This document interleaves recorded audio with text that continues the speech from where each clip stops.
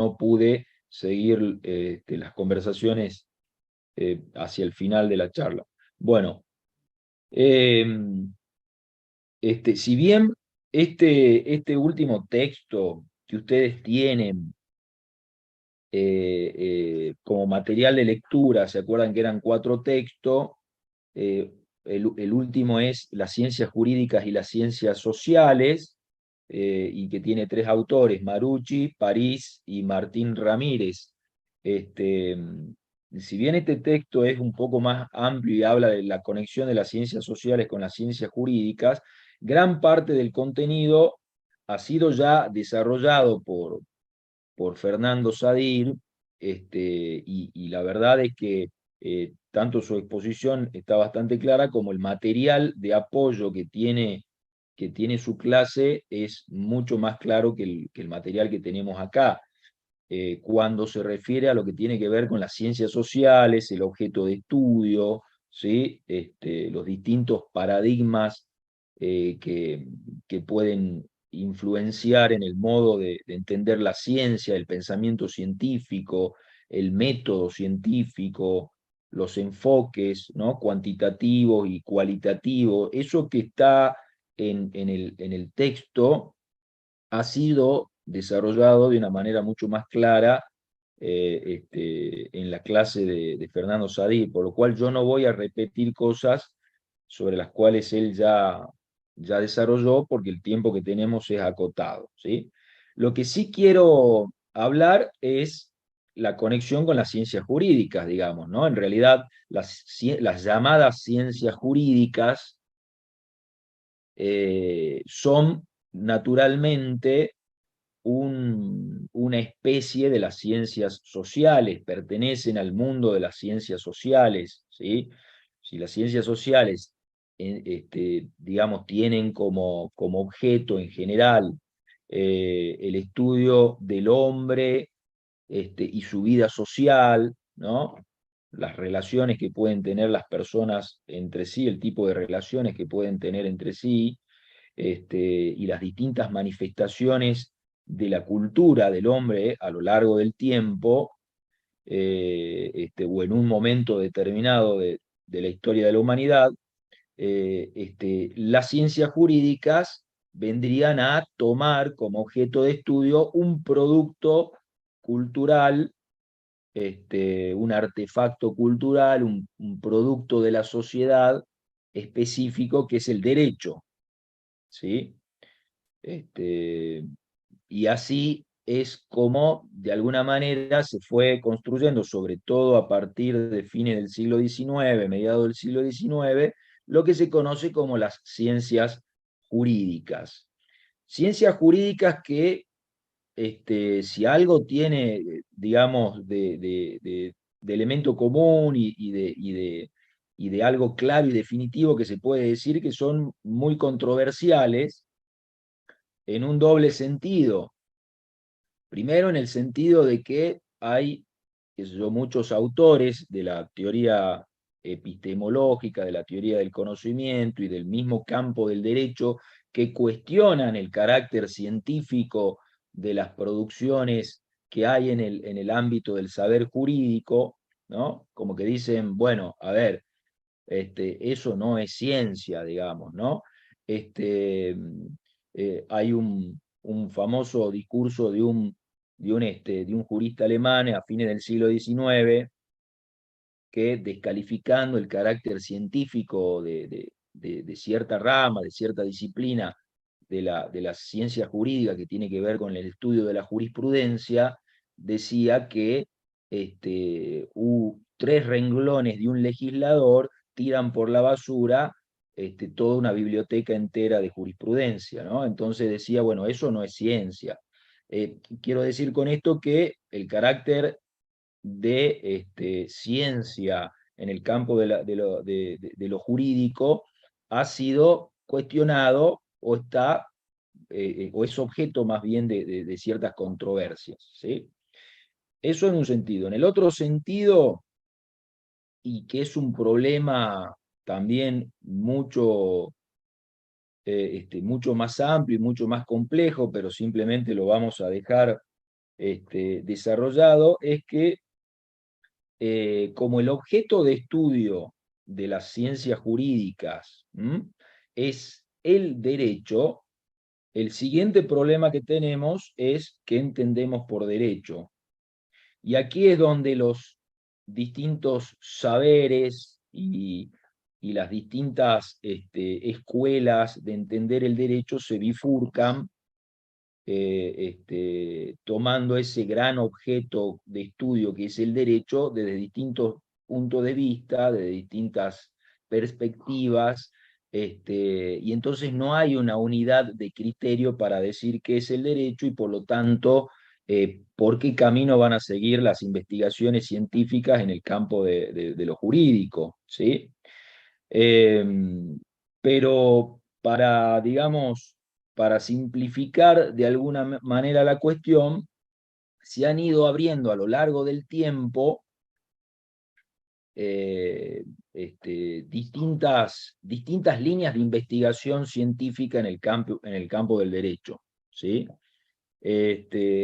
Una de ellas, la más tradicional, quizás, y que tiene claramente una connotación con la escuela llamada del positivismo jurídico, es, en primer lugar, entender el derecho como el conjunto de normas jurídicas establecidas en una sociedad en un determinado momento histórico, digamos, ¿no? Entonces, desde ese punto de vista, el objeto de una investigación científica, ¿sí? Sería simplemente describir cómo es el derecho, ¿sí? Entendiendo por derecho, digamos, el conjunto de normas jurídicas y cómo funciona ese conjunto de normas jurídicas, ¿no? Entonces podemos encontrar, por ejemplo, un libro que trate sobre la acción de amparo en la provincia de Jujuy, digamos, ¿no? Y que ese libro, que es fruto de una investigación científica, que ha seguido un método científico, que ha,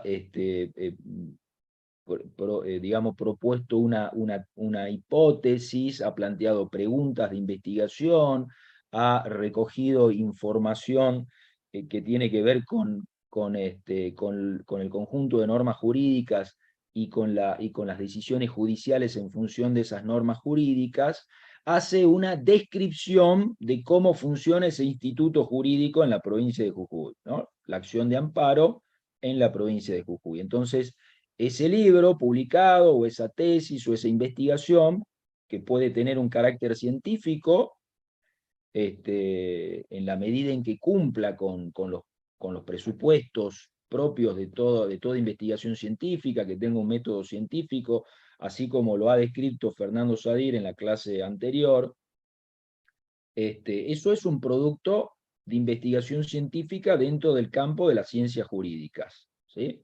Que describe cómo es el derecho, ¿no? En este caso puntual, cómo es el Instituto Jurídico de la Acción de Amparo en la provincia de Jujuy. Bien. Esa es una línea, es una corriente inclusive filosófica que tiene que ver que está muy emparentada con el positivismo, ¿no? Porque para el positivismo el derecho es la ley, el derecho es el conjunto de normas jurídicas, las normas jurídicas son hechos dados, y la función del científico es más o menos purista, en el sentido de que simplemente tiene que describir cómo funciona, tiene que describir cómo es el derecho, ¿sí? No tiene que entrar a analizar cómo debería ser, o si está bien o está mal, o si es justo o es injusto. Eso no forma parte de la ciencia para el positivismo jurídico, ¿sí? Eh, Luego hay otra, digamos, línea que también se ha desarrollado, que más bien la pregunta pasa por otro lado y pasa por responder a cómo debe ser el derecho, ¿sí? Cómo debe ser el derecho. Entonces, acá hay todo un análisis, inclusive que puede ser hasta sociológico, de cómo debería ser una norma en una sociedad dada para regular la conducta humana, ¿no?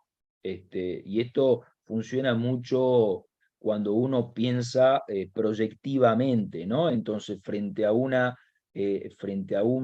unas circunstancias determinadas, se hace una investigación científica o digamos, se produce conocimiento científico sobre el problema, ¿no? Determinado. Ahora les voy a traer un ejemplo a colación, y lo que se hace es, a partir de ese conocimiento científico, de alguna manera proponer, ¿no? Cómo debería ser la norma jurídica, o cómo debería ser el derecho, desde un sentido más amplio, para resolver ese conflicto que estamos teniendo en la sociedad, ¿sí? Les doy un ejemplo, miren. No sé si pueden ver acá en pantalla este libro. Este libro se llama 8 lecciones sobre ética y derecho para pensar la democracia. El autor es un gran filósofo del derecho argentino llamado Carlos Nino, que tuvo una decisiva relevancia y participación en el armado, digamos, jurídico institucional para que durante el gobierno de Raúl Alfonsín se hiciera ese acontecimiento histórico que nos enorgullece a los argentinos, que es el juicio a la Junta Militar en el año 1986. Bueno, para llegar al juicio de la Junta Militar hizo falta, bueno, no solo un gran coraje político, digamos, de parte del presidente de turno en esa época y muchas maniobras políticas, sino también un grupo de intelectuales del derecho que sostuvieran con sólidos argumentos, con sólidos razonamientos, la posibilidad de llegar a, a procesar a los comandantes en jefe de la Junta Militar que llevaron adelante el terrorismo de Estado tan terrible que fue el del 1976 en adelante. Entonces, volviendo para atrás en el tiempo, este libro, que se publicó, por supuesto, hace relativamente poco, fueron clases que dictó Carlos Nino, no en la universidad, hacia el fin de la dictadura militar, no en la universidad, porque en la universidad en esa época estaba invadida por el terrorismo de Estado y había muchas materias que no se podían dar, y esta materia, digamos, o este tema que aborda Carlos Nino tiene que ver con la ética y con el derecho y con los derechos humanos, y que de ninguna manera podían ser abordados en una institución tomada por la dictadura militar, digamos, ¿no? Se daba en otros espacios académicos, que se los llamaba incluso universidades de catacumba, porque eran lugares donde se producía conocimiento, ¿no? Al margen de la dictadura militar, pero en donde se debatieron muchas cosas. En estas clases que fueron desgrabadas y convertidas en libro, Carlos Nino abordó muchas cosas, y una de ellas es la cuestión de la ley de amnistía, ¿no? Que habían dictado los militares hacia el final de la dictadura militar, donde se autoperdonaban, digamos, ¿no? Es decir, una ley donde decían, bueno, a partir de ahora nadie nos podrá juzgar por los supuestos delitos cometidos. Entonces, uno de los, digamos, de las cuestiones que tenía que dar la ciencia jurídica, uno de los problemas que tenía que abordar la ciencia jurídica, era cómo, bajo qué sólidos razonamientos tenía que desarticularse, entre otras cosas, esa ley de amnistía, ¿no? Y hay varias clases de estas que son un profundo análisis con sólidos argumentos y razonamientos tendientes a desbaratar la ley de amnistía, digamos, ¿no? Es entonces un ejemplo de producción de conocimiento científico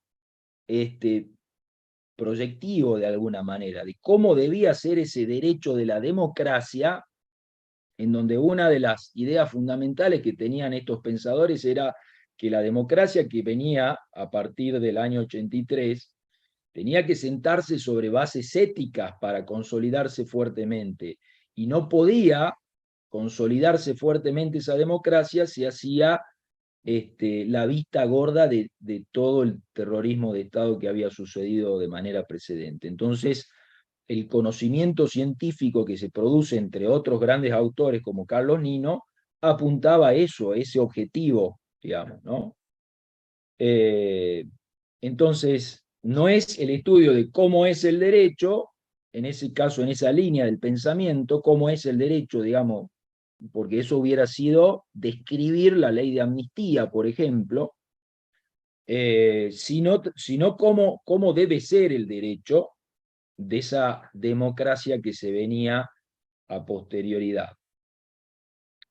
Y luego han tomado, y con esto voy finalizando, digamos, para darles una idea de lo que es digamos, de dónde es el camino, cómo es el camino de las ciencias jurídicas, digamos, ¿no?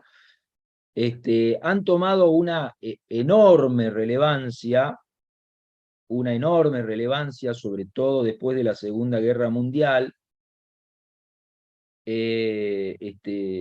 unas líneas dentro de las ciencias jurídicas que se llaman teorías de la argumentación, donde de alguna manera, digamos, la pregunta que buscan responder dentro del campo del derecho es cómo se debe decidir, digamos, ¿no? Cómo se deben tomar las decisiones, fundamentalmente las decisiones judiciales, pero no solo decisiones judiciales, ¿no? Las decisiones jurídicas, porque lo que les preocupa a esta línea, digamos, de investigación jurídica es un aspecto que va cobrando cada vez más importancia dentro de un concepto más ancho de democracia, que es las razones por las cuales se toman determinadas decisiones. ¿Bien? Entonces, hemos ido creciendo como sociedad y ya no nos resulta suficiente escuchar como razón, si yo pido algo, que me respondan no, y si yo pregunto por qué no. Es decir, no nos resulta suficiente esa razón, y entonces si yo le pido algo a un juez y el juez responde simplemente porque el artículo tal dice tal cosa, a veces esa respuesta no es suficiente, digamos, ¿no? A veces hace falta un desarrollo argumentativo mucho más importante como para sostener una decisión, sobre todo cuando se están resolviendo conflictos importantes sobre la vida, sobre la libertad, sobre la autonomía de voluntad, sobre la salud de las personas, digamos, ¿no? Entonces, es necesario ahí encontrar razones o un esquema de explicación que satisfaga. Entonces, ahí en ese campo del saber jurídico, ¿no? De las ciencias jurídicas, lo que se busca explicar es cómo se debe decidir, y hay toda una teoría, digamos, de la argumentación, ¿no? Y así como esto, hay distintos campos, inclusive en el texto ustedes van a encontrar por ahí desarrollada tres escuelas filosóficas, tres paradigmas dentro de las ciencias jurídicas, que no son los únicos, les aclaro, no son los únicos paradigmas, aunque en el texto parezca que es así, hay muchos otros. Por ejemplo, las teorías de la argumentación jurídica no están decididamente en esos campos que menciona, pero menciona el positivismo, que yo más o menos se los he expuesto a través del ejemplo de que las investigaciones científicas ahí estudian el derecho tal como aparece y bajo una metodología de mera descripción, ¿no? Se describe cómo es el derecho. El ius naturalismo, ¿no? Que es una postura en donde la ley no se identifica con el derecho, sino con algo más amplio, que serían las leyes de la naturaleza, que serían leyes naturales e inmutables, y que a través del razonamiento y a través de la razón, y a través eventualmente de una investigación científica que utilice el razonamiento, puede ir descubriendo qué es lo bueno y qué es lo malo para una sociedad, y así ir extrayendo reglas que no pueden ser vulneradas por ninguna ley, digamos, ¿no? Entonces es como otra vertiente del saber jurídico, otra perspectiva que toman las ciencias jurídicas.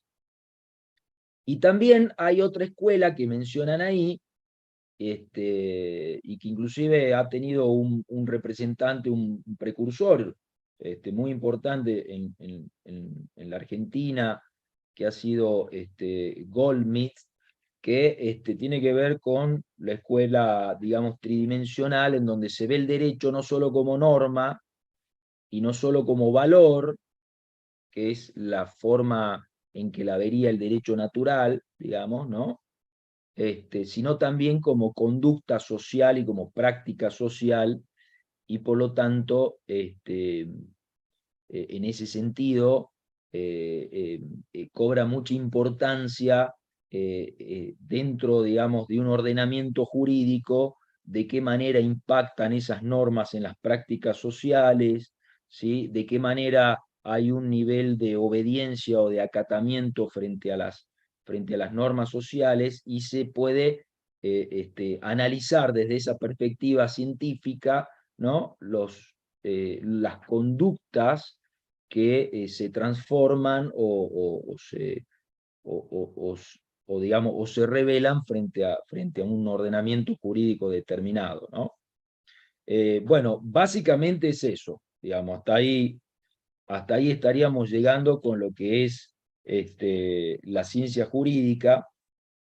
Después hay una clasificación ahí de las ciencias sociales que simplemente la pueden tener en cuenta, que esa clasificación de las ciencias sociales ha sido elaborada por Jean Piaget, donde establece 4 categorías de ciencia, ¿no? Las nomotéticas, que son aquellas que tienen por objeto establecer regularidades o las llamadas leyes sociales, ¿no?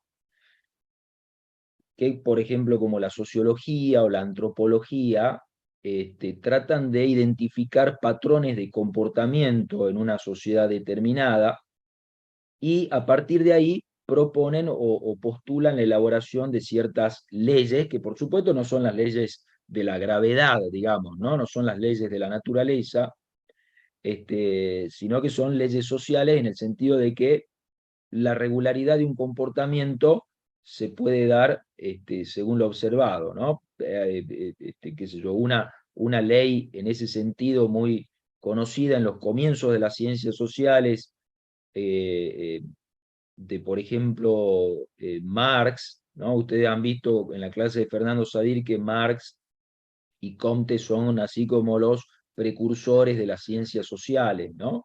Y, por ejemplo, Marx tenía la ley, había esbozado la ley de la estructura y la superestructura, ¿no?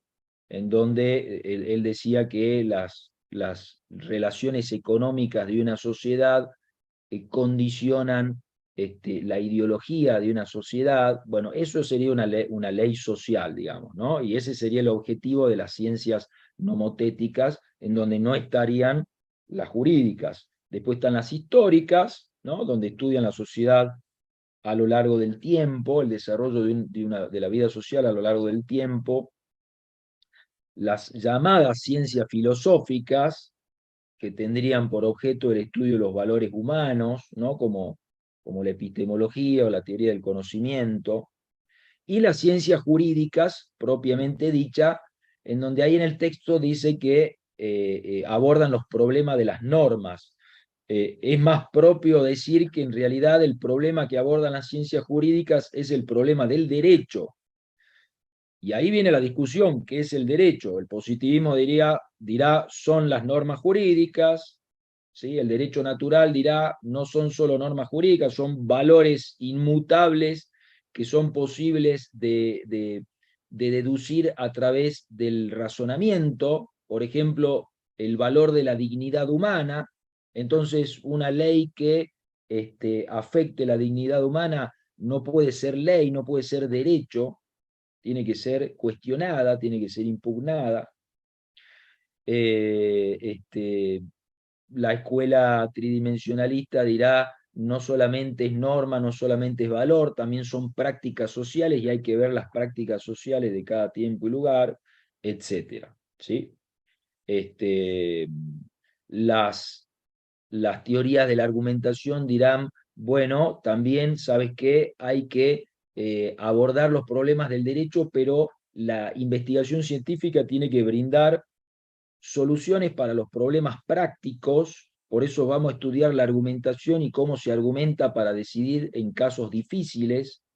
En los casos difíciles en el derecho son aquellos en donde la norma no da claramente la solución, se generan problemas interpretativos, problemas entre normas. Entonces, ¿qué hace el juez frente a eso? Bueno, la investigación científica le tiene que proporcionar herramientas teóricas, conceptuales, para poder solucionar esos problemas prácticos, ¿no?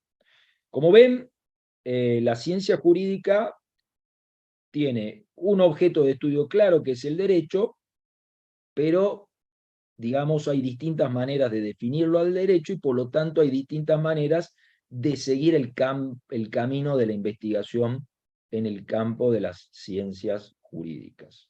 Esa sería la conclusión. Fernando, no sé si estás ¿Sí, me escuchás? Disponible. ¿Me escuchás? Está saliendo bien. ¿Sí ¿Me se te escuchás? escucha, Fernando? Sí, sí, saliste bien, ¿Sí? saliste bien. Tengo, acá estuve anotando algunas preguntas, Darío. Ya tomé nota de las preguntas que hicieron, te paso el archivo. Mientras yo hablo, vos las vas viendo. Hay algunas que son más pertinentes a lo jurídico, están en rojo. Así que hay traspasos y sigo yo. Dame un segundo.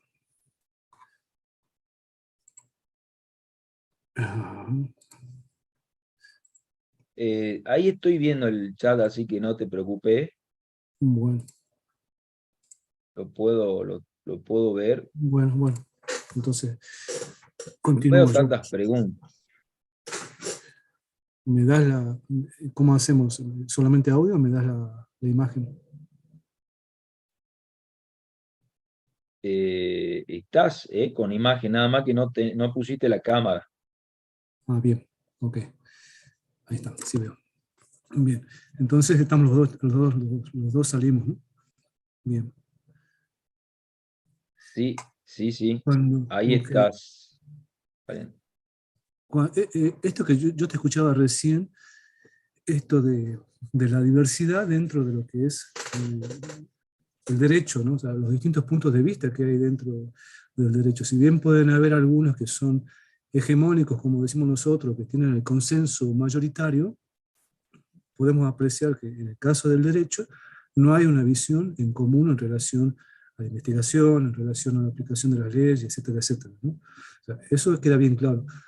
Y lo que yo quiero decir que esa heterogeneidad dentro de cada una de las disciplinas se da en todas las ciencias sociales. No hay un común acuerdo o no hay una ley, como para que ustedes entiendan esto que vimos en las clases anteriores, una ley como en las ciencias naturales, por ejemplo, o una ley como supónganse la ley de la gravedad o alguna ley que sea general y aplicable a todos los contextos.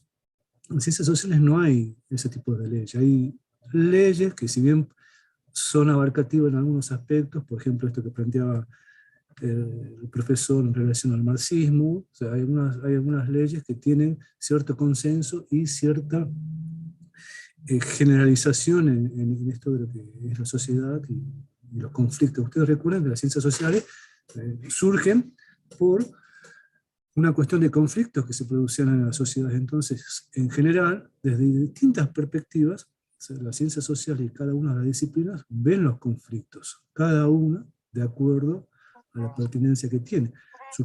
Supónganse, en Jujuy, en San Salvador de Jujuy, cuando hablamos de ciencias sociales, se escucha un eco. Perdón, Emi, hay silencio, Ok. perdón, era lo mismo. Bien, entonces les comentaba que en el caso de Jujuy, las ciencias sociales tienen un conjunto de ciencias que se dictan en la provincia. Por ejemplo, en humanidades tenemos la carrera de la licenciatura en comunicación social, la licenciatura en trabajo social, la licenciatura en filosofía, en antropología. Tenemos la escuela de ciencias políticas, la licenciatura en ciencias políticas, la licenciatura en enseñanza política, ahora abogacía, economía. O sea, hay un paquete de disciplinas en la provincia que conforman esto que se llama ciencias sociales, más específicamente en algunos casos ciencias jurídicas, etcétera, ¿no? Lo cual no quiere decir que a nivel nacional sean las mismas ciencias. En otros contextos, en otras universidades, son otro tipo de ciencias, las mismas o otras ciencias que no se dictan, otras ciencias sociales que no se dictan acá en la provincia. Ustedes, una de las preguntas que hicieron a lo largo de los chats que estuvimos viendo y que era muy recurrente, que preguntaron es, ¿qué opiniones tienen las ciencias sociales en relación a todos los conflictos que se dieron esta semana? O sea, en primer lugar, o sea, ustedes tengan en cuenta un aspecto que se dio el primer día fundamentalmente de las clases en relación a esto, lo que es hacer ciencia, ¿no? O sea, hay un conocimiento, como les decía, un conocimiento precientífico, es un conocimiento popular, un conocimiento de primera mano, un conocimiento que no es sistemático, que no es aprendido en una universidad, que uno no adquiere los conceptos teóricos, la palabra, la forma de expresarse esos conceptos, analizarlos, razonarlos, etcétera, etcétera. Y muchas veces en las discusiones que surgen, o sea, incluso las discusiones que surgieron en los chats, parten en general de estos preconceptos o estos análisis que son tomados de primera mano, de las primeras percepciones que uno tiene de las experiencias, en este caso las experiencias que tuvimos esta semana, ¿no? Podría darles otras experiencias a lo largo de estos últimos años. Supónganse, traigo otro ejemplo que también fue bastante conflictivo, ustedes recuerdan, cuando ocurrió el accidente de Vilca, el músico en Bolivia. Ustedes recuerdan que hubo toda una serie de situaciones conflictivas en donde hubo una serie de discursos entre políticos del Estado boliviano, políticos nacionales, políticos provinciales. Salió toda una serie de legislación en relación a los extranjeros. Así como ese otro ejemplo, podemos tomar otros ejemplos como fue el tema de las organizaciones sociales acá en la provincia, el papel de la organización, todas las situaciones en torno a ellos. Si nos vamos más atrás, vamos a encontrar otros ejemplos, supónganse más atrás en la década del 90, hay toda una serie de conflictivas en relación a las sociedades en donde intervienen las relaciones, las situaciones o las relaciones en torno a los extranjeros,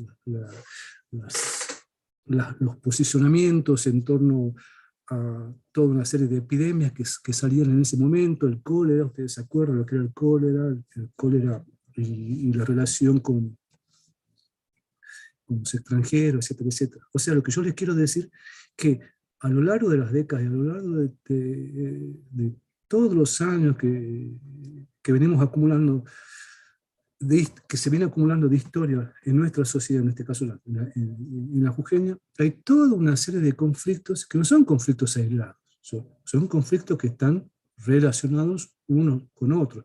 Si nosotros tomamos un conflicto, uno de esos, y sobre ese conflicto emanamos opiniones y no tenemos en cuenta el conjunto de hechos sociales que se han dado a lo largo del tiempo, es muy difícil sacar una opinión.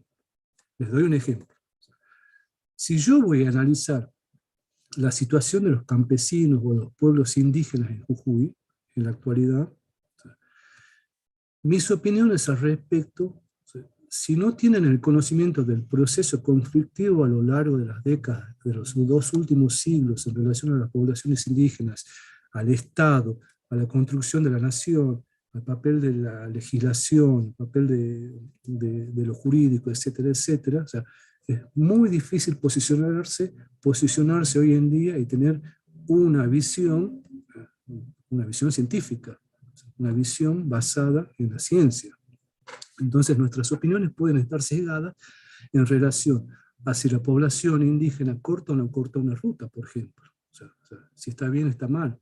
Pero perdemos el foco del proceso histórico y cómo ese conflicto puntual que se da en relación a lo que es hoy en día la población indígena, una X población indígena, y los reclamos que hacen, cortamos el análisis que podemos hacer tomando, como decíamos en la primera clase, solamente una parte del hecho, una parte que es esta parte que percibimos en el cotidiano, en lo inmediato. O sea, no vemos el proceso y ese proceso es el que nos va a dar las herramientas teóricas, fundamentalmente, para poder tener una visión o unas respuestas mucho más desarrolladas y profundas sobre la temática, ¿no?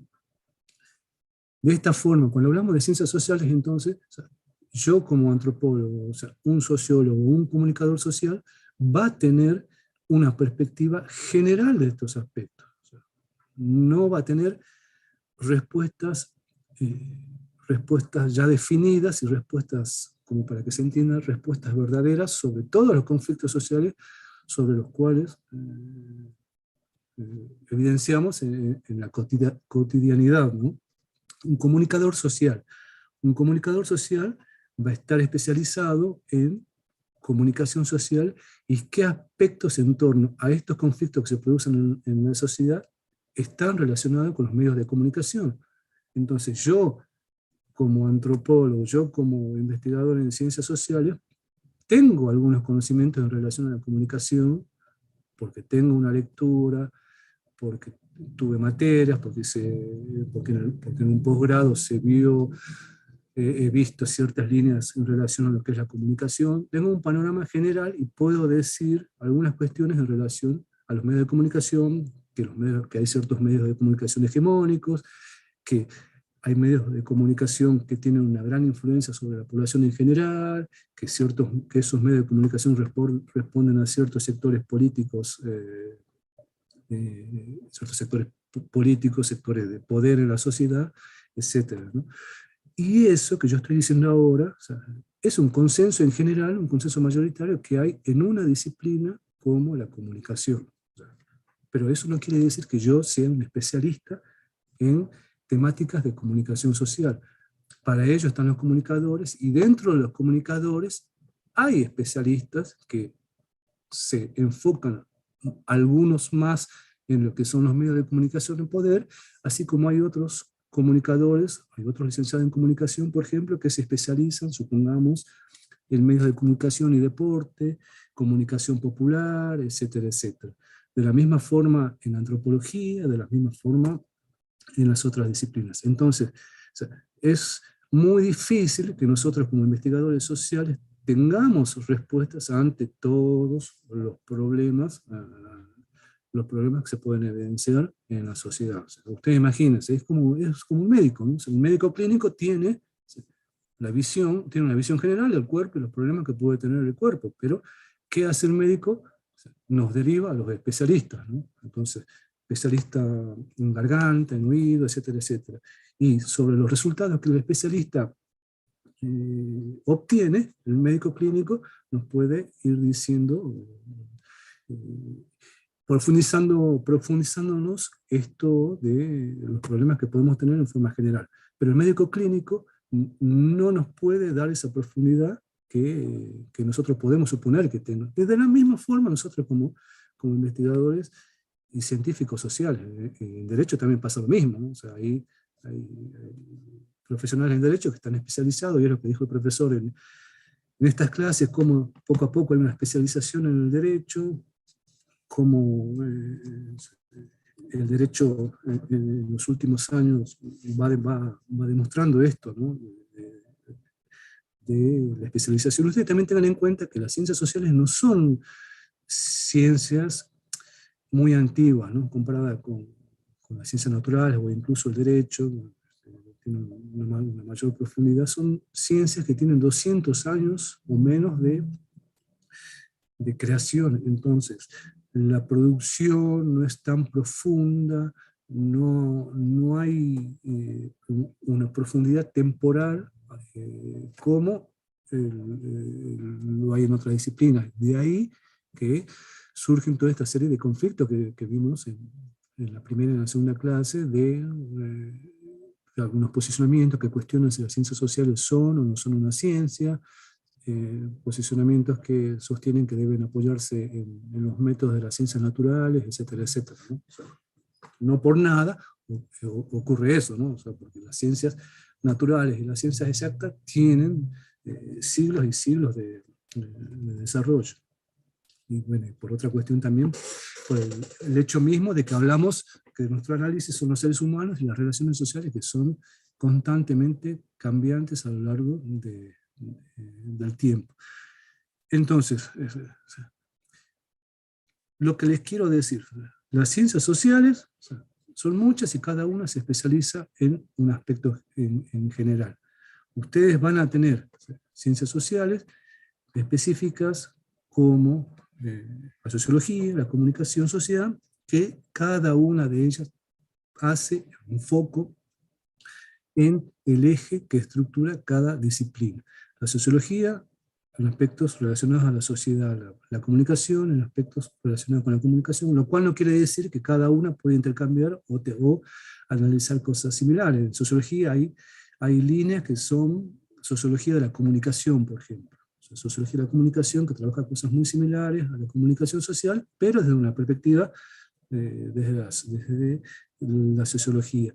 Y en la comunicación también hay líneas de comunicación que trabajan aspectos relacionados con el derecho, supongamos, con la legislación, la comunicación y la legislación, o lo que puede haber sido los cambios que se dieron en gobiernos anteriores en relación a la comunicación hegemónica, la comunicación popular, la comunicación indígena, supongamos. Entonces se combinan en ese sentido comunicación y aspectos jurídicos o legales, pero siempre con una mirada eje de la comunicación. Yo calculo que en abogacía debe pasar lo mismo. Deben haber algunos especialistas, algunos investigadores que se pueden especializar en algunas cuestiones de comunicación, siempre y cuando haciendo un foco en la pertenencia que tiene cada disciplina, o sea, lo jurídico, ¿no?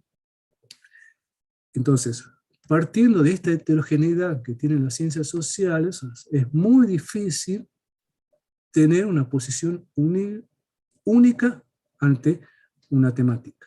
O sea, ustedes van a tener sociólogos que pueden estar de acuerdo sobre una temática y hay otros sociólogos que no están de acuerdo, comunicadores que están de acuerdo, comunicadores que pueden apoyar o no apoyar ciertas situaciones, ciertos conflictos, basándose en distintas cuestiones teóricas, etcétera, etcétera.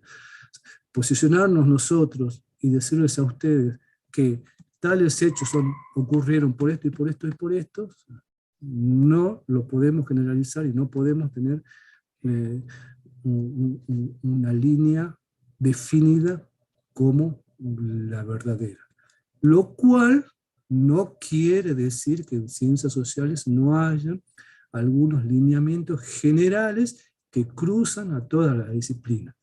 Por ejemplo, esto que decía el profesor, el papel del Estado como una institución de control, una institución de coerción, y una institución que va moldeando a lo largo del tiempo a los ciudadanos. Esto que se llama la sociabilización o la construcción de la nación. Les doy un ejemplo. ¿Por qué hoy en día en nuestra sociedad argentina o en nuestra sociedad jujeña nosotros evidenciamos mucho rechazo, muchos discursos y prácticas discriminatorias, prejuiciosas, en algunos casos racistas, hacia las poblaciones latinoamericanas, las poblaciones de color, las poblaciones indígenas? ¿Por qué existen tantos discursos? O sea, ¿por qué hay toda una serie de discursos a lo largo de las décadas que anhelan a una sociedad más parecida a la europea que a la latinoamericana? Y en eso de parecernos querer parecernos a los europeos, no solamente en los aspectos económicos, sino en la forma fenotípica, en el color de la piel, la forma física, etcétera, etcétera, ¿no? O sea, ¿por qué ocurren todas esas cosas? ¿Por qué es tan, por qué es tan común, ¿no? O sea, ¿por qué cuando vemos a una mujer con ciertos rasgos, una mujer o un hombre con ciertos rasgos asociados al europeo, o sea, le damos un estatus, o vemos que en ciertos sectores de la sociedad se le propinan un estatus positivo, y cuando ciertas personas son morenas, o sea, tienen características más asociadas a las poblaciones andinas, hay muchas connotaciones negativas en torno a eso. Eso tiene una respuesta. Las respuestas están dadas en lo que fue la construcción, lo que fue y lo que sigue siendo hoy en día la construcción de la nación en el Estado argentino. La construcción de la nación, o sea, y esto que yo le estoy planteando es teoría y es una teoría que tiene un consenso dentro de las ciencias sociales. El papel de la construcción de la nación en Argentina y cómo eso a lo largo del tiempo fue construyendo un pensamiento en todos nosotros, en nuestros padres, nuestros abuelos, etcétera, etcétera, que posicionan y dan el sentido a los discursos y las prácticas que cotidianamente podemos ver en relación a lo que es negativo y positivo en la sociedad. Negativo, el moreno; positivo, el rubio, el de ojos verdes; negativo es el poblador indígena, o es el poblador del altiplano, o es el extranjero que proviene del altiplano o de otros países, en contraposición a los descendientes de europeos. Sobre estos grupos se generan toda una serie de discursos y prácticas, como dije, llenas de prejuicios, de estereotipos, de actos de discriminación, etc. Todo eso tiene un motivo y tiene una respuesta a lo largo del tiempo. Y así como eso, o sea, hay otros consensos en las ciencias sociales, como el tema de la pobreza, por ejemplo. ¿Por qué se produce la pobreza? ¿Qué fenómenos llevaron a que a lo largo del tiempo, a lo largo de las décadas, hoy en día nuestra sociedad, la sociedad argentina, presente estas diferencias socioeconómicas, presente estas diferencias profundas entre sectores muy pobres y sectores que no son muy pobres? Entonces, todo eso tiene una serie de respuestas que se van construyendo a lo largo del tiempo y que tienen un consenso mayoritario, para decirlo de alguna forma, en las ciencias sociales. Ahora, discutirlas en este momento, o sea, nosotros podemos discutir, pero o sea, hay herramientas teóricas y herramientas metodológicas o sea, que ustedes las tienen que aprender en los 5 años de cursada que van a tener, porque si no, estamos, como dice el dicho, estamos corriendo antes de caminar. Nosotros podemos discutir con el profesor algunas cuestiones metodológicas en relación a lo que es el marxismo, lo que es, supongamos, Bourdieu o Brimson o distintos teóricos. Nos sentamos un día con el profesor y vamos a charlar el fin de semana sobre esto y a ver qué podemos escribir. Entonces, sobre esa temática retomamos un poco la lectura, profundizamos un poco, sacamos al recuerdo muchas cosas que quedaron en el olvido. Ustedes recuerden que cada uno ya viene trabajando, cada uno de nosotros tiene ciertas profundizaciones en nuestras investigaciones. No es que nosotros no hacemos nada. Nosotros tenemos cierto trabajo que venimos desarrollando. Por ejemplo, yo. O sea, yo en los últimos años, yo hice mi tesis de licenciatura en relación a lo que fueron los extranjeros en la provincia de Jujuy. Posteriormente, en los últimos años, con mi tesis de posgrado, la tesis de doctorado, trabajé cuestiones de racismo en Argentina y en Jujuy.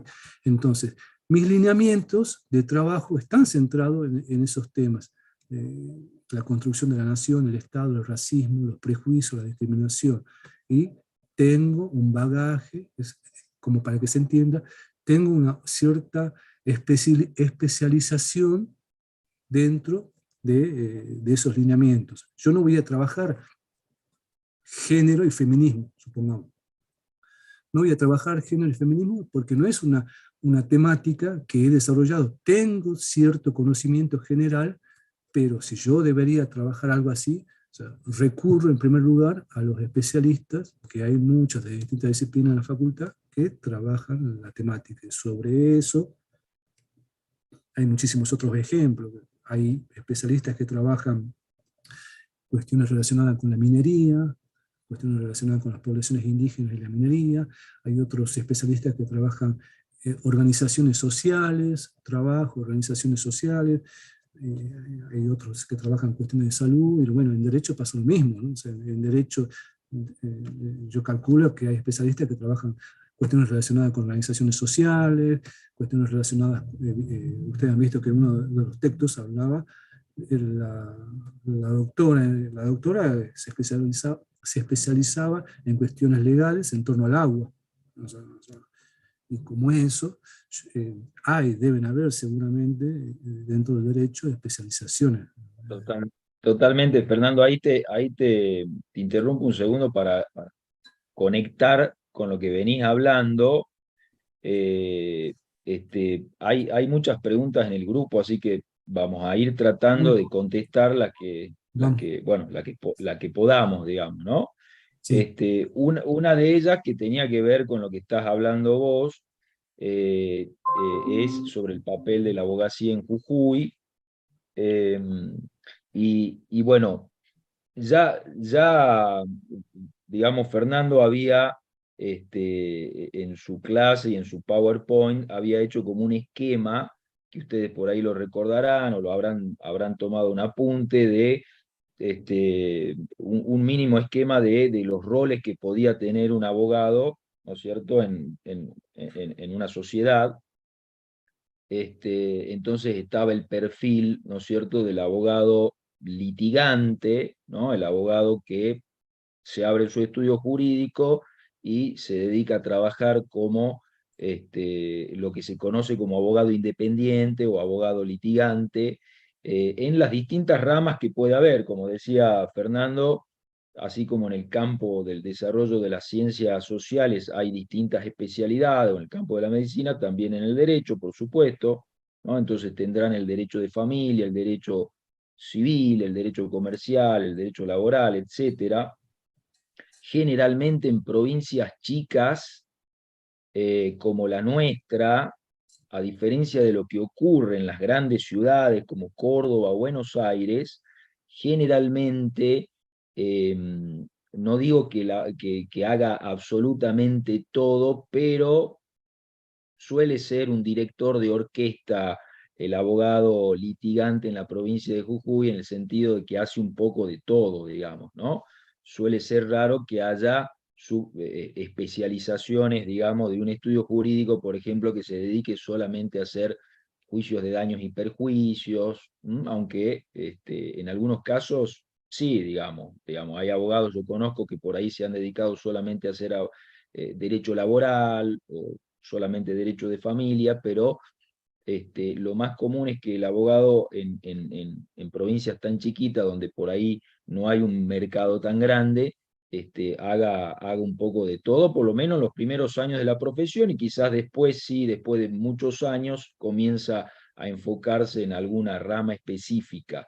O sea que un perfil es ese, y a propósito de por eso que lo había interrumpido a Fernando, a propósito de lo que él decía, está por ahí empezando a desarrollarse algo que se llama la abogacía comunitaria, que tiene mucha trascendencia por ahí en la provincia de Jujuy, por el hecho de que hay muchas comunidades indígenas, ¿no? O sectores o asociaciones que trabajan con personas en situación por ahí de vulnerabilidad.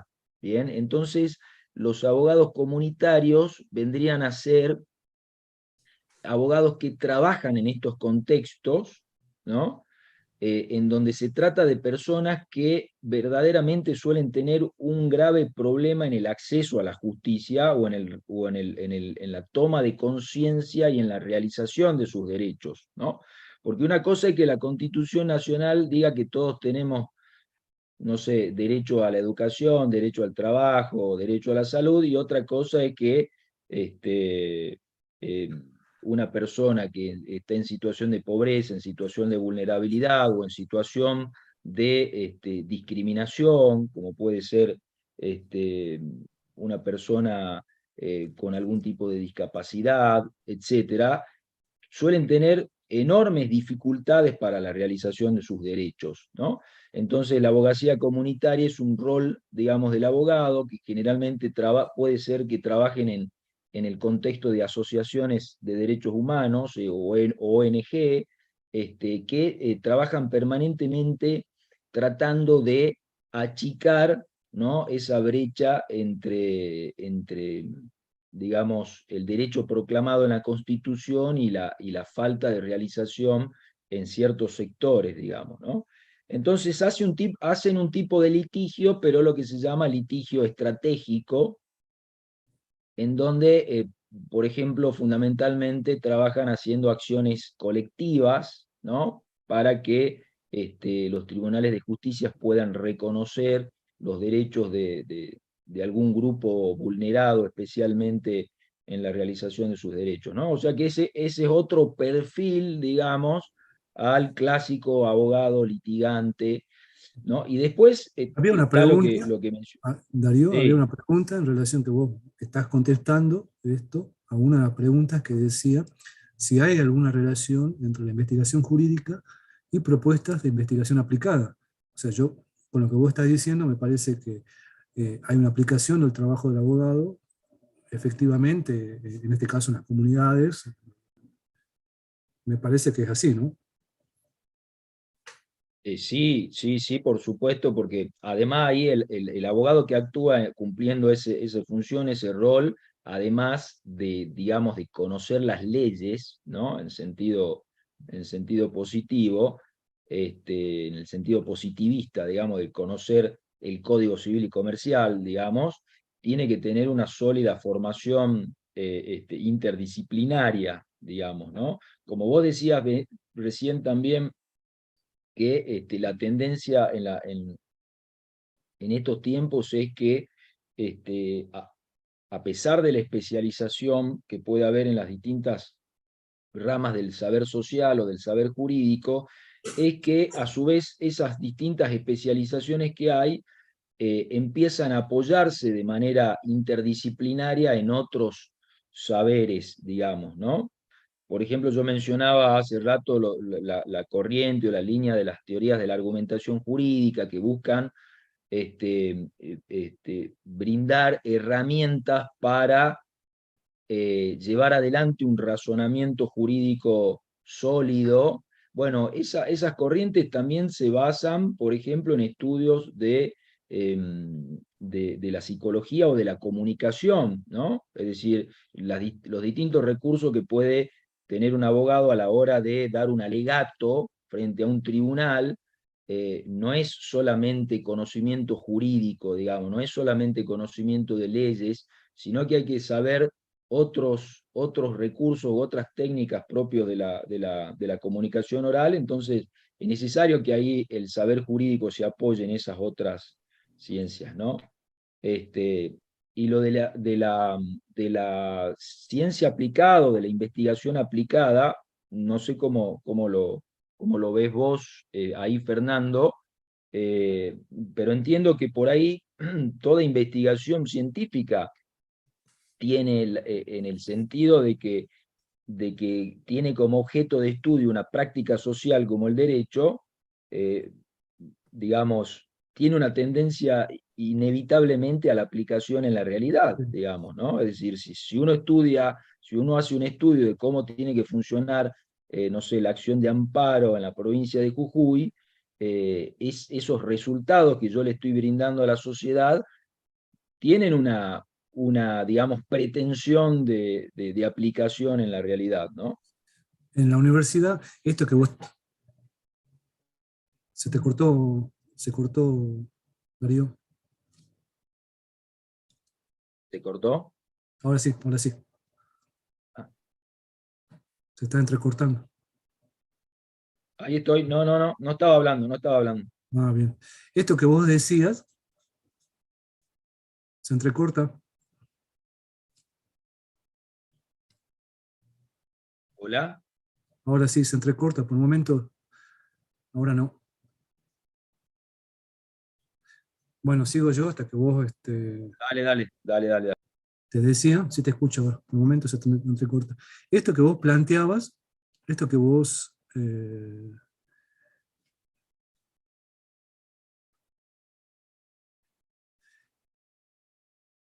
no se te escucha.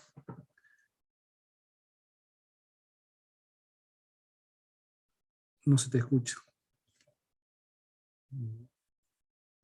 Prácticas sociales, y hay que ver las prácticas sociales de cada tiempo y lugar, Sí, etcétera. ¿Sí? sí. Esto que vos planteabas, Las, Darío. las teorías de la argumentación dirán, bueno, ¿Me escuchás? no tenés, está haciendo eco como viniendo a delay, digamos, otro video por atrás. No tenés Ya lo abierto cerré. Ya lo cerré. el YouTube. Sí, ya lo cerré. Ponelo en Ese está así. silencio, ponelo en Sí, está en silencio, silencio. porque me parece que ese es el tema. Ya lo cerré. Te estaba por decir, se escucha bien ahora, ¿no? ¿Sí?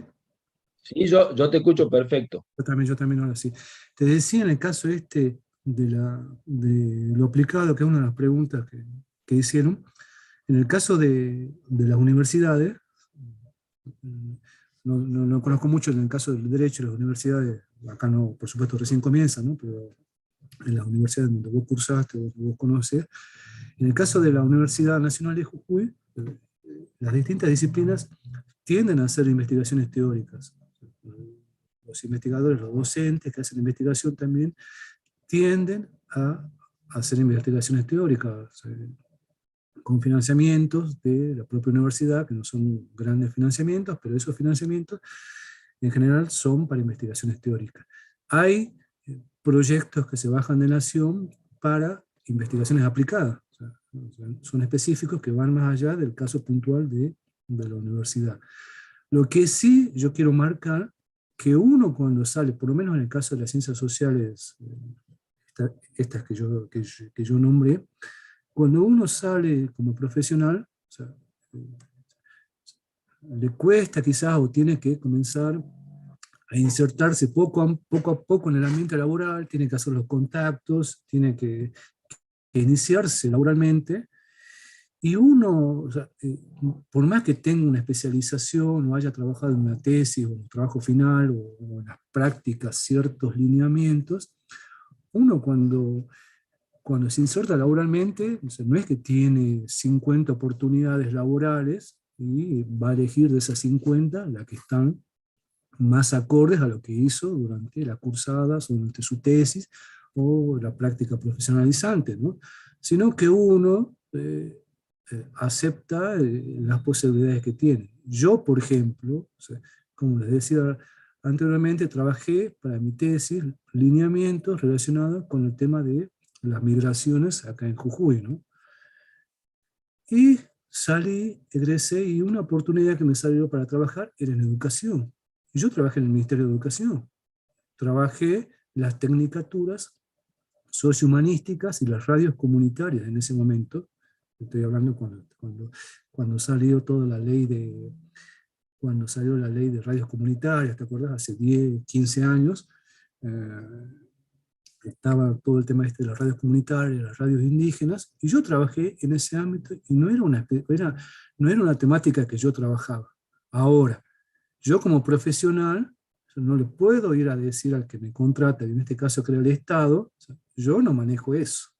O sea, yo no manejo eso, ¿por qué? Porque yo me especialicé, o yo hice mi tesis en migración. O sea, a mí me contratan en ese momento como antropólogo, como licenciado en antropología, y ellos entendían que tenían conocimientos para trabajar con las comunidades, con las radios comunitarias, etcétera, etcétera.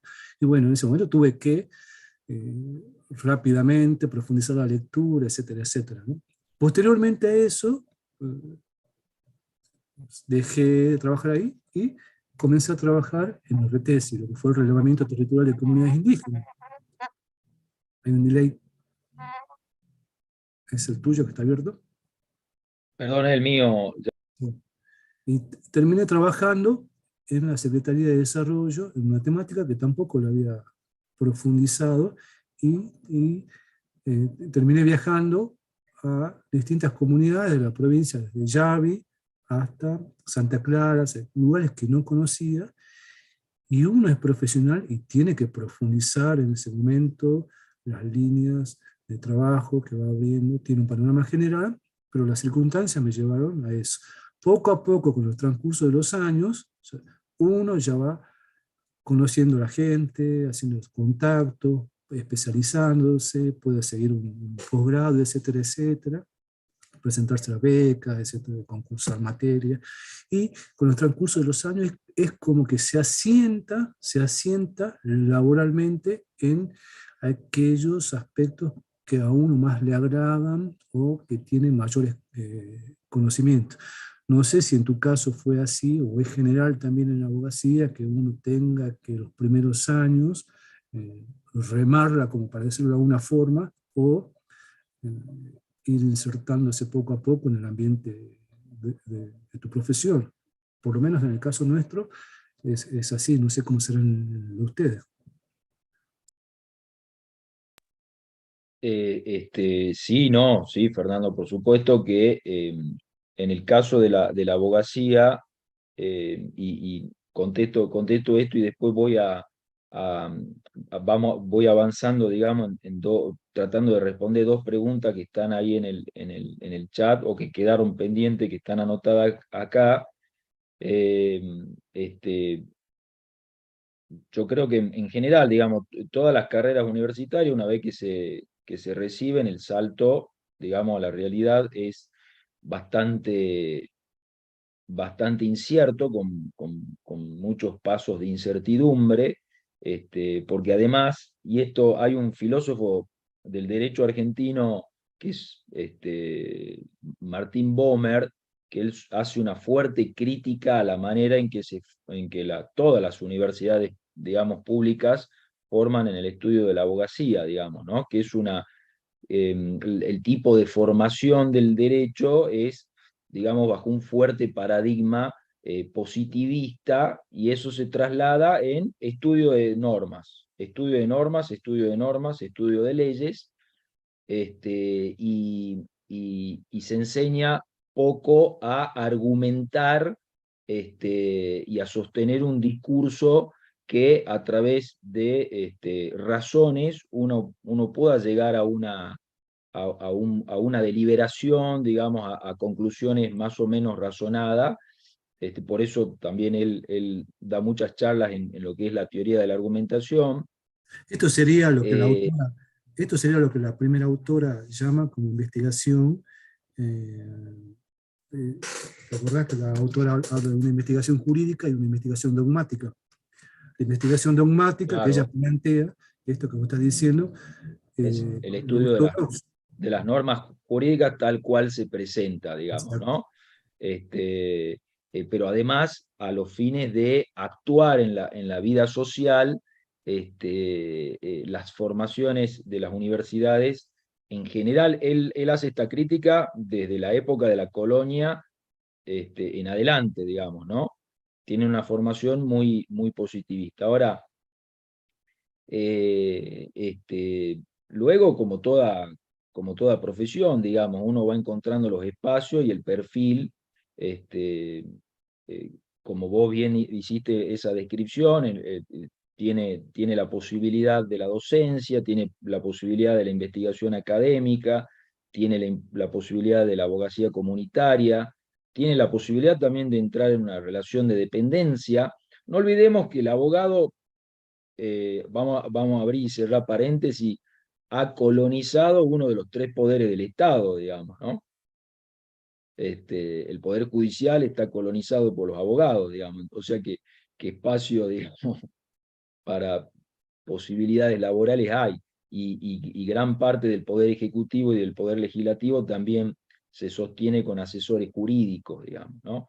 Las posibilidades laborales, bueno, sin lugar son varias, pero no me quisiera detener solamente en eso. Eh, Respondo rápidamente dos preguntas que están en el grupo y después vamos avanzando con otras preguntas, Fernando.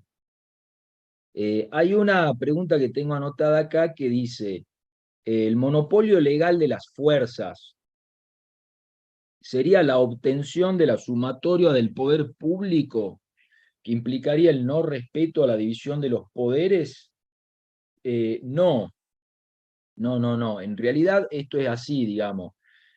Eh, el Estado, el poder del Estado, ¿se acuerdan que cuando vimos el desarrollo del Estado moderno, una de las características es, ¿no es cierto?, la unificación del poder territorial, un poder que se ejerce sobre el territorio y que es soberano, ¿no? En el sentido de que ninguna otra instancia civil le puede competir el poder al Estado, ¿no? Entonces, eh, a los fines, digamos, para los cuales se justifica la existencia del Estado, ¿no es cierto?, que es el bien común, tratar de coordinar las acciones, el Estado conserva lo que se llama el monopolio legal de la fuerza. No los órganos, digamos, del gobierno concentrados en uno solo, como parece darse a entender ahí. Eso estaríamos hablando de lo que es un Estado absolutista, donde se confunden las funciones del poder en una sola mano, sino que el monopolio legal de la fuerza es que los particulares no pueden hacer justicia por mano propia, ¿sí? Yo les había dado el ejemplo de que si yo soy propietario, alquilo un inmueble, y el inquilino se le cumple, perdón, el contrato y no se va, yo no puedo ir a romperle la puerta y tirarlo por la ventana. Tengo que recurrir a las instancias judiciales, porque el único que puede desalojar por la fuerza es el Estado a través de los órganos de gobierno. Y también les dije que ese monopolio legal de la fuerza, como todo poder del Estado que está en manos de los órganos de gobierno, porque ahí hay otra pregunta que me dicen qué son los órganos de gobierno. Son, digamos, las autoridades institucionalizadas a través de la ley, ¿no? Es decir, básicamente a través de la Constitución Nacional están los órganos a través de los cuales se ejerce el poder del Estado, el poder ejecutivo, el poder legislativo, el poder judicial y todo el aparato institucional que hay hacia abajo. Esos son los órganos del Estado. Ahora, el poder del Estado, al conservar el monopolio legal de la fuerza, no es que puede desplegar ese poder de cualquier forma, esa fuerza de cualquier forma, como todos los órganos del Estado están sometidos a la ley, en primer lugar a la Constitución, a los límites que marca la Constitución, y las distintas normas jurídicas que van delimitando la manera en que se tiene que ejercer el poder, la manera en que, por ejemplo, la policía tiene que llevar adelante una represión policial. Hay estándares para eso, yo eso también lo he hablado, que por ejemplo no lo cumplió la policía de la provincia de Jujuy, y ninguna violencia justifica el incumplimiento de las normas jurídicas por parte del Estado. Esto que quede claro, si ustedes van a estudiar derecho y se van a comprometer con el derecho, vayan haciéndose esta idea que ninguna violencia justifica el incumplimiento de las normas jurídicas por parte del Estado. ¿Sí? Y Es otra decir, cosa, Darío, si otra cosa en relación a esto de la violencia. O sea, nosotros como científicos sociales, como investigadores, vemos el proceso. Vemos el proceso. Y la violencia, y esto es teoría desarrollada durante décadas, de más de un siglo, la violencia no solamente es una violencia física dada mediante una represión, por supuesto que la es, pero hay una violencia que es una violencia abstracta, una violencia psicológica, una violencia que se da en el día cotidiano, en el día a día, en relación, supongamos, cuando una familia tiene 10 hijos y no pueden acceder a un trabajo a lo largo de las décadas, a lo largo de las generaciones. Entonces, eso también es violencia. Esa es una violencia que no sale, por supuesto, o que no tiene una repercusión como los otros tipos de violencia se la pueden tener en los medios de comunicación. Es una violencia más solapada, es una violencia más invisibilizada, como para decirlo de alguna forma, pero termina siendo violencia. Entonces, nosotros como investigadores analizamos todo eso como un proceso y llegamos desde distintas perspectivas de cada disciplina, comenzamos a sacar conclusiones de por qué, supónganse, ciertos sectores de la sociedad tienen mayores índices de consumo de adicciones, supongamos, alcoholismo, o si no, por qué ciertos sectores de la sociedad tienen mayores índices en cuanto a la fertilidad, etcétera, etcétera. O sea, la violencia es un aspecto que se va dando a lo largo del tiempo en nuestra sociedad y que no solamente es una violencia como la que podemos ver en una represión. No quiero decir que una tenga que ser más estudiada que la otra o que tenga mayor importancia o menor importancia. Yo no estoy hablando de eso. Lo que estoy diciendo es que la violencia no solamente es esta que está haciendo referencia a vos, sino que hay una violencia sí, o hay sí, otras formas de totalmente, violencia. sí, totalmente, Están relacionadas, totalmente. por supuesto. No, sí, claro, por supuesto, totalmente. Y de hecho esos distintos estudios sobre la violencia que hay en el campo general de las ciencias sociales a veces es convertido en normas jurídicas, ¿no? Y por ejemplo, cuando se habla de la ley de protección de las mujeres, ¿no? Para erradicar, prevenir y sancionar la violencia de género, ahí se habla de distintos tipos de violencia, y la ley, que es una ley nacional, que está inspirada también en la Convención Internacional de Derechos Humanos, va detallando qué se entiende, ¿no? Por violencia psicológica, por violencia doméstica, por violencia institucional, por violencia política, etcétera, que por supuesto son conceptos que vienen elaborados desde las ciencias sociales. Eso es cuando la investigación científica, que toma como estudio la problemática que hay en la realidad y saca determinadas conclusiones, se traslada luego en normas jurídicas que lo que buscan es, como yo decía la vez pasada, transformar la vida social hacia una mejor vida, hacia una mejor calidad de vida, que ese tipo de conductas antivaliosas no sucedan en la sociedad, que se prevengan a través de, hay distintos mecanismos de prevención desde las escuelas en adelante, y que si sucedieron, se sancionen, digamos, ¿no?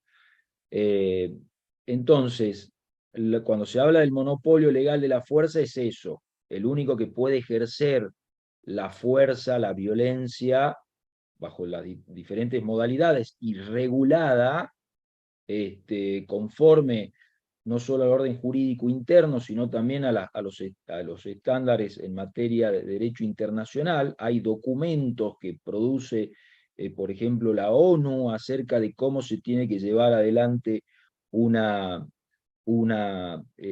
represión legal por parte del Estado, cómo se puede, cómo la policía tiene que actuar frente al Estado, frente a un conflicto social. Eso está absolutamente regulado, este, y claramente en muchas manifestaciones de las que hemos visto el otro día en Jujuy, eso no se cumplió, y lamentablemente lo que hay que entender, porque a veces se trata de justificar las acciones ilegales con la violencia que hemos visto de cierto grupo de manifestantes, donde claramente estaban cometiendo actos que no tenían nada que ver con la manifestación pacífica y legítima de la mayoría ahí, pero no se pueden justificar las acciones ilegales del Estado con esos hechos de violencia, porque eso es lo que por ejemplo, no estoy tratando de calificarlo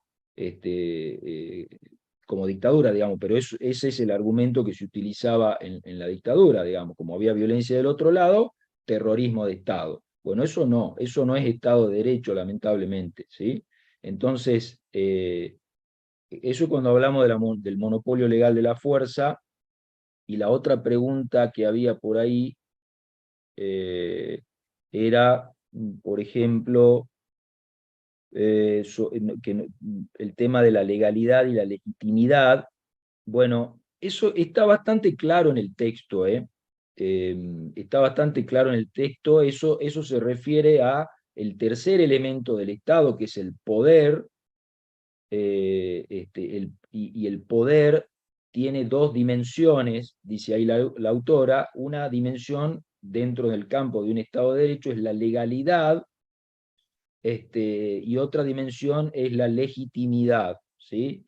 La legalidad tiene que ver cuando el poder se ejerce a través de un órgano del Estado, ¿sí? X órgano del Estado, conforme a las normas jurídicas, ¿no?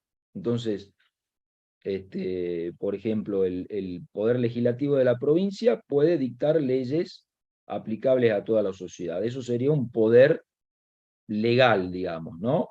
Tiene que ver con la asignación, si el órgano que está dictando una medida, un mandato de autoridad, está actuando conforme a una norma jurídica. Mientras que la legitimidad tiene dos niveles. Uno que tiene que ver con la aceptación, el consenso, ¿sí? La adhesión de grandes sectores de la sociedad hacia ese ejercicio del poder, porque no hay que olvidarse que la idea del poder y la idea del derecho, digamos, no es aplastar a las personas, sino coordinar la vida en común, digamos, ¿no? Entonces, de nada sirve que se dicten leyes que no las cumpla nadie, porque no tienen ningún tipo de aceptación y de adhesión por parte de la mayoría del pueblo, digamos, ¿no? Por lo menos la mayoría la tiene que acatar, tiene que haber una obediencia. Ahora, ese es un aspecto de la legitimidad. La pregunta que surge de ahí es, entonces, si una mayoría está de acuerdo con que se dicten normas que, por ejemplo, violan los derechos humanos, ¿no? Normas claramente discriminatorias, ¿no? Normas que, por ejemplo, impidan a una persona con discapacidad estudiar, no sé, un profesorado de educación física. El hecho de que la mayoría acepte eso, ¿significa que ya es legítimo? No, porque además la legitimidad tiene otra instancia, que el autor ahí llama lo legítimo, que tiene que ver con el contenido de ese mandato de autoridad, de esa orden, de ese ejercicio del poder, y ahí hablamos de valores, hablamos de la dignidad de la persona y del respeto a los derechos humanos, que es por ahí la tesis que sigue la autora, porque después qué es justo y qué injusto hay muchas discusiones, ¿no?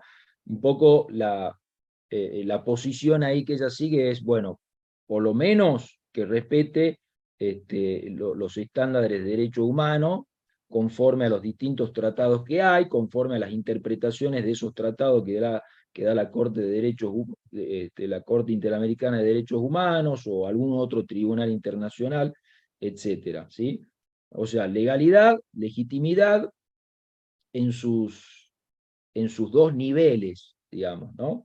Hasta ahí llega el esquema. Después, esto se conecta con la idea de una sociedad democrática, pero eso ya lo van a profundizar mucho más, no en este cursillo, sino después, con la idea de que el Estado de Derecho en la actualidad no, digamos, tiene que ser transparente y en las tomas de decisiones fundamentales tiene que haber una real participación de los distintos actores sociales en las tomas de decisiones fundamentales y no una participación ficticia, que ese es uno de los grandes cuestionamientos que le hacían ciertos sectores al proceso de la Constitución, porque la reforma de la Constitución, que lamentablemente funcionó como una especie se aprobó como una especie de mayoría automática, y prueba de ello es que la reforma, una vez sancionada, se reformó en una conferencia de prensa por el gobernador, que al día siguiente fue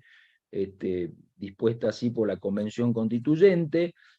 Entonces, esa, digamos, mayoría automática que aprobó la Constitución está bien, eso es legal en el sentido de que fueron elegidos por el pueblo y esa mayoría actuó conforme a un proyecto que estuvo escondido bajo 7 llaves durante mucho tiempo, y no hubo una verdadera participación de los distintos actores en juego en la discusión, en la deliberación, en el aporte, ¿sí? Que sea verdaderamente escuchado y trabajado en conjunto ese documento. Ese documento no fue trabajado en conjunto, apareció un día y así salió.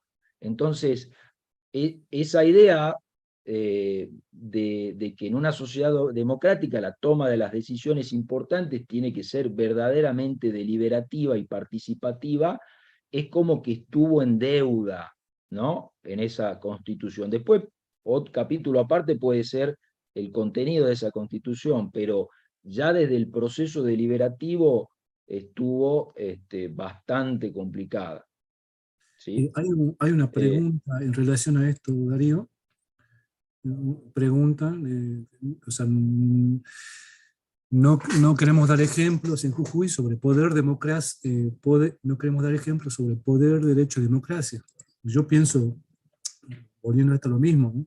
O sea, analizar los acontecimientos que pasaron esta semana, o sea, entran en un contexto, en un proceso en donde nosotros, o sea, no analizamos el caso puntual, o sea, por supuesto que lo vemos, pero para entender y para sacar nuestras conclusiones y el razonamiento, la razón esta que vimos en la primera clase, que diferencia al conocimiento científico del conocimiento precientífico popular, nosotros tenemos que ver todo un proceso en donde las condiciones socioeconómicas, políticas, etcétera, de Argentina, o sea, no son las actuales o las relacionadas solamente con un gobierno, sino con muchos gobiernos a lo largo de las décadas, en donde las relaciones del Estado argentino no se producen como una institución aislada del resto del globo o del resto del resto del mundo, ¿no? O sea, la Argentina históricamente se insertó dentro de relaciones internacionales que fueron dando el marco a que ciertas condiciones que tuvo Argentina y que tiene Argentina, o sea, no se dieron de casualidad. Hay toda una serie de motivos que se dieron a lo largo de la historia, en donde, por supuesto, la Argentina tiene una posición subalterna, una posición no hegemónica o no de dominio a nivel global, y que esa posición fue generando a lo largo del tiempo, o sea, toda una serie de conflictos que hoy en día saltan y se destapan en una olla, desde lo que son los problemas de las comunidades indígenas, desde lo que es la pobreza, en todos estos conflictos que las ciencias sociales analizan, ¿no? O sea, no son situaciones que se dan por casualidad, son situaciones que analizadas dentro de un proceso uno las puede entender. Pero volvemos a lo mismo, van a tener 5 años para tener distintas materias en donde van a poder profundizar estas cuestiones, en donde van a poder ver cómo las relaciones internacionales incidieron sobre los fenómenos sociales que se producen en la Argentina.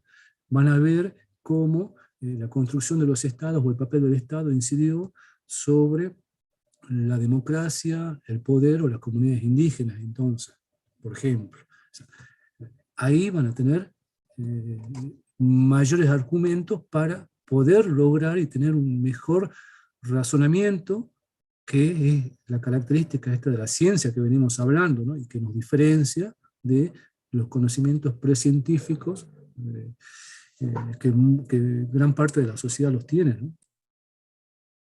Está bien. Ahí en realidad una observación, un comentario de un estudiante que dice, profesor, un ejemplo de legalidad, pero no de legitimidad, serían las leyes del Tercer Reich contra el pueblo judío en Alemania, bueno, sería durante la Segunda Guerra Mundial. O sí, desde antes, en realidad ya comienza el proceso. Sí, tal cual, ese es un muy buen ejemplo, no solo que es un buen ejemplo, sino que además eh, se presenta digamos, lo siguiente. Justamente hasta la Segunda Guerra Mundial, esto, digamos, lo comento, digamos, a título de graficar algo, ¿no? Pero es algo que lo van a ver mucho, de manera mucho más profundizada después, pero es uno de los grandes debates del derecho. Hasta la Segunda Guerra Mundial tuvo una gran hegemonía el positivismo, en el sentido de que el derecho es la ley, ¿sí? El derecho es la ley. Y por lo tanto, por ejemplo, ¿cómo hacemos a partir de ahí para juzgar a un soldado nazi que cometió esos actos terribles si estaba ese soldado nazi amparado por la ley alemana? Digamos, ¿no? Se lo está juzgando de una manera que no corresponde según los principios del derecho penal, ¿no? Entonces, eh, a partir de ahí, a partir del horror que conoció la humanidad con los casos digamos, fundamentalmente de la Alemania nazi, es que comienza a haber una crisis en esa hegemonía del positivismo y surgen otras maneras de pensar el derecho, entre ellas, yo les mencionaba hace rato las teorías de la argumentación jurídica, y uno de los precursores de esas teorías fue un autor alemán llamado Robert Alexy, que estudió mucho la cuestión también de la teoría de los derechos fundamentales y de lo que pasó también en Alemania, y decía que luego los soldados nazis fueron, o los jerarcas nazis fueron juzgados en los famosos juicios de Nuremberg por obedecer la ley, pero violar el derecho, ¿no? Y partía de una idea de que, digamos, la injusticia extrema no es derecho, ¿no? Por más que esté en la ley y por más que un órgano del Estado haya dictado una ley de acuerdo a sus atribuciones, si su contenido afecta la dignidad humana, y bueno, esos casos eran patentes, digamos, ¿no? Que afectaban la dignidad humana, pero puede ser un caso de discriminación, como yo les mencioné hace rato, por ejemplo, de una persona con discapacidad que quiere estudiar un profesorado de educación física y la universidad no se lo permite por una norma jurídica de la universidad. Bueno, esto es un caso judicial verídico que llegó a la Corte Suprema. Es un caso de discriminación porque atenta a la dignidad humana. Y entonces, por más que esté consagrado en una ley, si el contenido de esa ley viola valores fundamentales del ser humano, no es derecho. Esa ley no es derecho. Entonces, desde ese punto de vista es un ejemplo, digamos, porque sería legal en el sentido de que los crímenes estaban amparados por la legislación alemana, pero no eran legítimos. ¿Por qué no eran legítimos? En el segundo sentido de la palabra legítimo, no porque no hayan sido aceptados por la mayoría de la sociedad, porque de hecho en su principio Hitler llegó al poder a través de las urnas y su programa, digamos, avalado por su programa económico, su programa político estaba de alguna manera aceptado por la mayoría de la sociedad alemana, aparentemente. Entonces, el problema no era ese, el problema era el segundo nivel de la legitimidad que tiene que ver con el contenido de ese ejercicio del poder, y ahí claramente era ilegítimo, ¿sí? Y de hecho, esa perspectiva se utilizó en los juicios de Nuremberg, donde se lo juzgó a los jerarcas nazis. No sé si alguna otra que podamos responder. Hay una Eh, que te estaba por... hay una que dice, un segundo.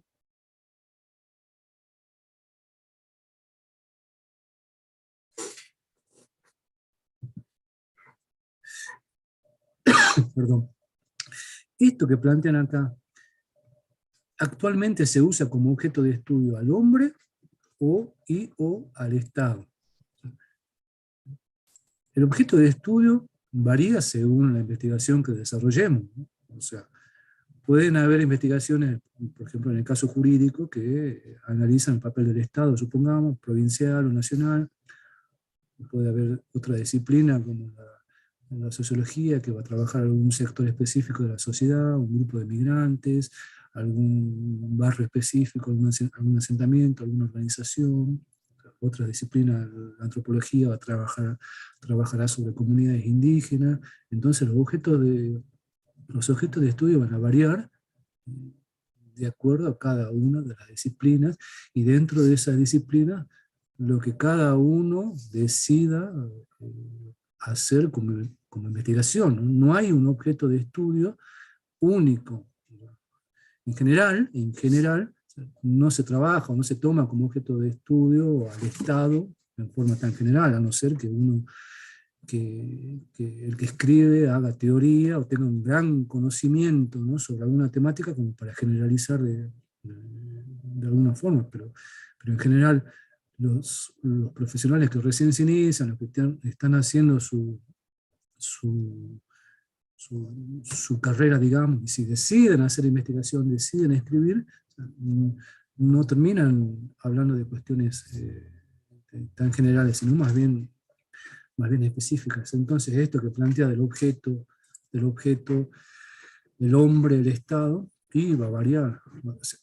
Tampoco se puede tomar al hombre, al estudio del hombre, como un objeto de estudio en forma general, porque el hombre abarca muchísimas cosas, desde lo económico, lo religioso, lo político, lo jurídico. Entonces, no es lo mismo un hombre que el hombre, o el hombre en forma general, ¿no? O sea, un grupo de personas no es lo mismo un grupo de personas en Buenos Aires que en la Puna de Jujuy. Entonces, ahí vamos a encontrar una heterogeneidad. Y en esto que vos planteabas, Darío, esto del papel del Estado y lo jurídico, también tienen que tener en cuenta que hablamos de un Estado que hace 200 años que existe, ¿no? Y que hay hay grupos de personas, en este caso comunidades indígenas, que son preexistentes al Estado. Entonces ahí chocan, como para que se entiendan, chocan dos formas o dos perspectivas de entender qué es, qué es lo legal o qué corresponde en relación a esto de los derechos de cada uno, que en otros estados se vislumbra más concretamente, como en Bolivia, por ejemplo, o en Perú, en donde el papel de los pueblos indígenas en relación al Estado, la legislación, tienen legislaciones propias, formas de organización comunitaria propias que son avaladas por el Estado en muchos casos, cosa que no pasa acá en Argentina, pero ahí vemos estas contradicciones, ¿no? Esto que vos planteabas de lo que es la visión jurídica ortodoxa, basada solamente en las normas, una forma tradicional, y lo que es la investigación jurídica, considerando esto, los contextos y las particularidades de cada uno de los lugares. No es lo mismo la aplicación de unas leyes en La Puna o en una comunidad de La Puna que aplicar las mismas leyes en Puerto Madero, supongamos, o en Capital Federal, ¿no? Entonces, esta heterogeneidad se plasma en esto que vos planteas, de qué es, porque termina siendo una pregunta sobre el qué es lo legal, en este caso, por ejemplo. O sea, ¿qué es lo legal? Lo legal para unos es lo que plantea el Estado, y para otros, ¿qué? O sea, ¿cómo lo perciben? Y ahí entra esto del Sí, Estado, sí. el Estado como una institución que es coercitiva, ¿no? O sea, que tiene la potestad y ejerce, lo cual, desde mi punto de vista, ¿no? En esto de las poblaciones preexistentes, entra en contradicción, ¿no? Y de ahí toda una serie de conflictos en relación a las poblaciones originarias que no solamente son los acontecimientos que vimos esta semana, sino son requerimientos que hacen las poblaciones originarias desde hace décadas, ¿no? En el caso de las tierras, por ejemplo. O sea, en el caso de las tierras, considerando esto de la preexistencia de los pueblos originarios, ¿no? Totalmente, claro. Claro. Fernando, pensé que se había congelado ahí. Bueno, un poco para ir terminando, también quisiera también una especie de autorreflexión, ¿no? De los participantes, de los estudiantes que están ingresando con la idea de hacer una carrera de derecho. Y dos cositas así muy cortas. Primero, por ahí hay un comentario al pasar de que por qué se está politizando la clase, y en realidad, si han leído el material, digamos, de lectura, podrán ver que el derecho es uno de los cuatro elementos del Estado, y que el Estado es una organización política y social, digamos. Entonces, toda discusión sobre el Estado es política, y toda discusión sobre el derecho es política, lo cual no quiere decir que tengamos que reducir todo a lo partidario, que de hecho acá no lo hemos hecho y no es tampoco la intención.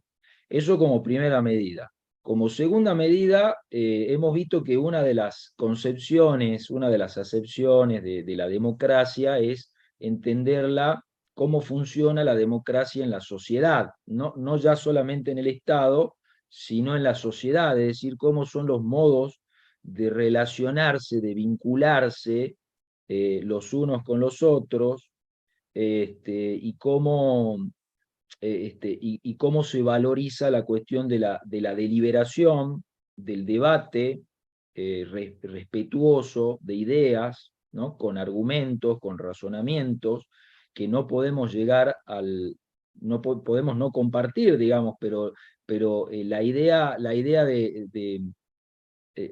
de razonar con argumentos tiene que estar siempre presente, y esa es una de las características sociedad democrática. Mientras más podamos deliberar,